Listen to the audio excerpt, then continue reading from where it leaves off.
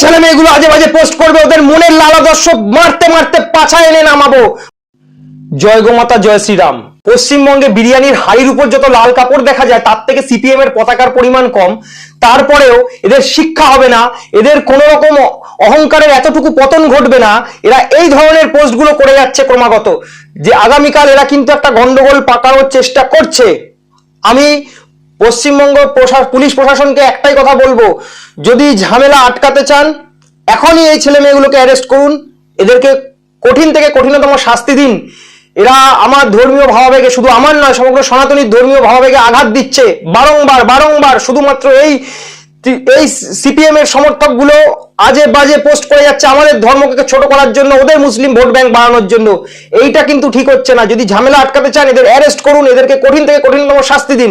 তা না হলে যদি আইনের কাছে আগে হাত জোর করে রিকোয়েস্ট করে নিয়েছি, যদি আইন সাহায্য না করে পরবর্তী ঝামেলার জন্য কিন্তু আমাকে দায়ী করবেন না। আমি হাতে চুড়ি পরে বসে নেই।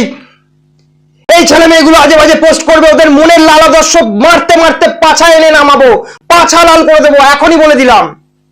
কাল যদি ব্রিগেড প্যারেড গ্রাউন্ডে এরকম কোনো ঘটনা ঘটেছে যে লাল আদর্শটা মনে নিয়ে ঘোরে, ওই লাল আদর্শদের পাছায় স্পষ্টভাবে বোঝা যাবে, পাছা লাল করে দেবো।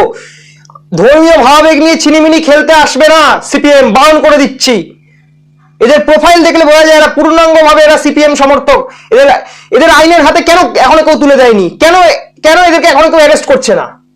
এই প্রশ্নটা আমার থাকলো।